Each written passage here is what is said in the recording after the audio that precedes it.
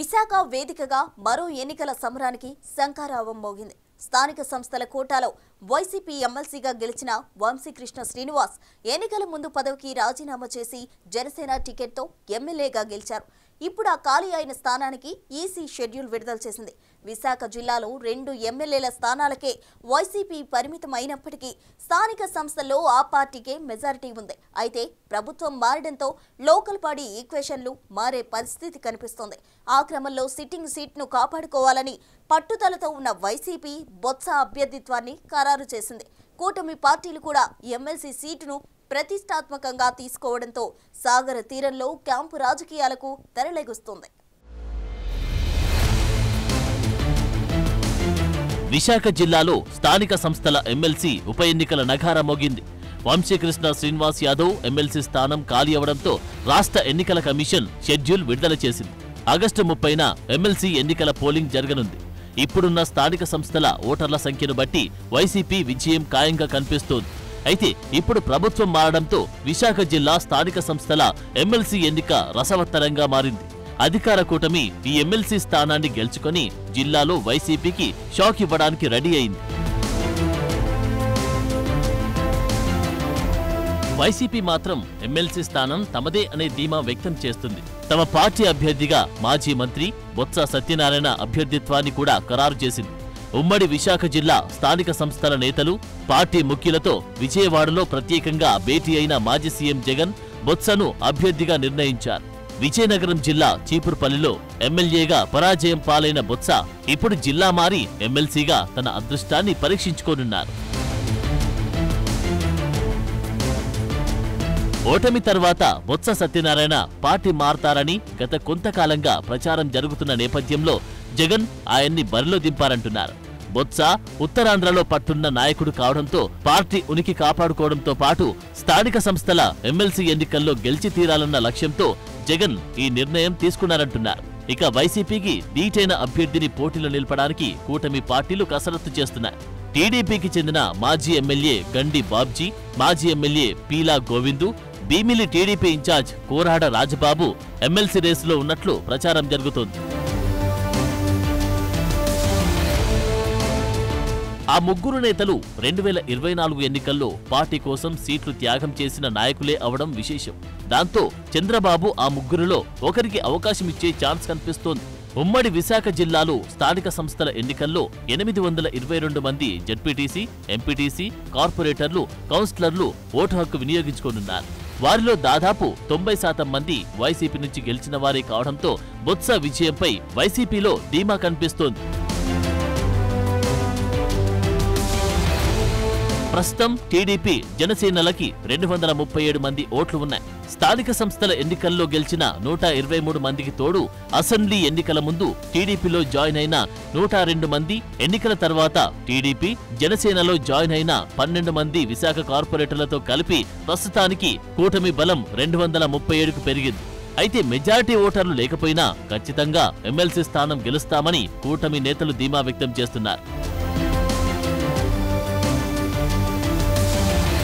వైసీపీలో ఉన్న ZPTC, MPTC, కార్పొరేటర్లు, కౌన్సిలర్లు కూటమి పక్షాల్లో జాయిన్ అయిపోతారేమోనన్న భయంతో వైసీపీ క్యాంపు రాజకీయాలకు వేదిక సెట్ చేస్తుందట. 2023లో వైసీపీ అధికారంలో ఉన్నప్పుడు ఉత్తరాంధ్రలో జరిగిన గ్రాడ్యుయేట్ ఎమ్మెల్సీ ఎన్నికల్లో వైసీపీ ఘోరంగా ఓడిపోయింది. ఆ తర్వాత సంవత్సరం జరిగిన సార్వత్రిక ఎన్నికల్లో కేవలం 11 సీట్లకు మాత్రమే వైసీపీ పరిమితమైపోయింది.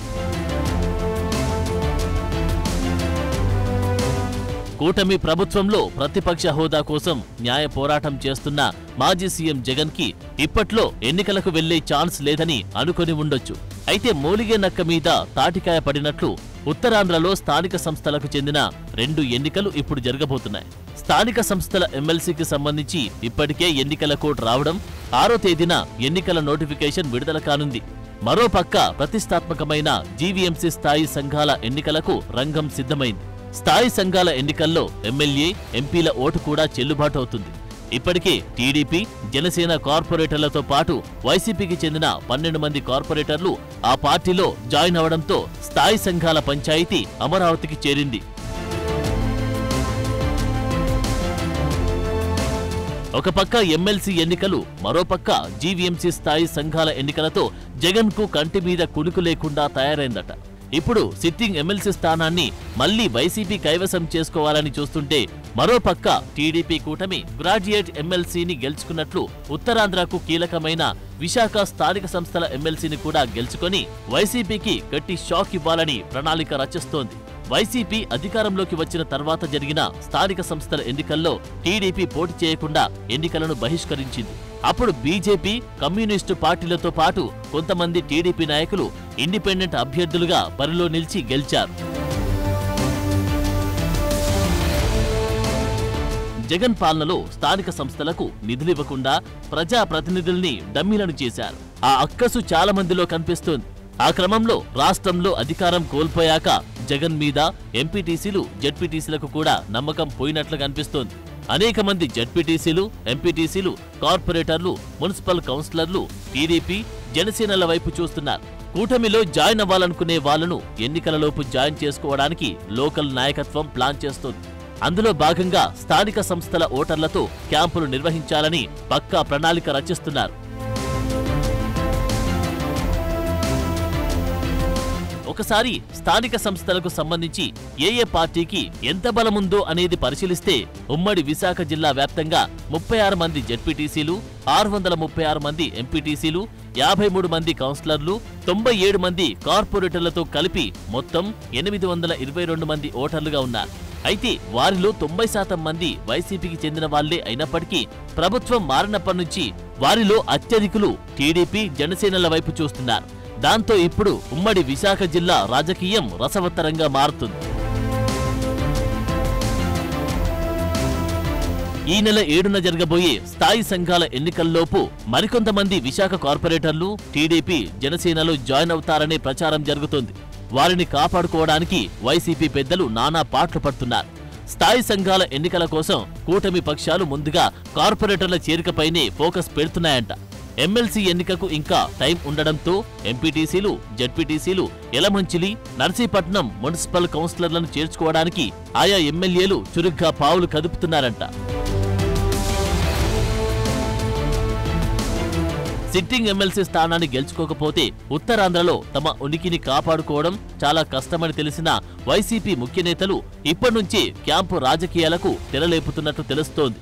మరోవైపు జిల్లా వ్యాప్తంగా జనసేన, బీజేపీ, టీడీపీల్లో జాయిన్ అయ్యే అభ్యర్థులతో వేర్వేరుగా క్యాంపులు నిర్వహించాలని కూటమి నేతలు భావిస్తున్నారంట. హైకమాండ్ల దగ్గర నుంచి గ్రీన్ సిగ్నల్ రాగానే కూటమి క్యాంపులు ప్రారంభమవుతాయంట. గ్రామస్థాయిలో ఉన్న ఎంపీటీసీలు, జెడ్పీటీసీలను తమ వైపుకు తిప్పుకుంటామని కూటమి లీడర్లు కాన్ఫిడెంట్ గా కనిపిస్తున్నారు.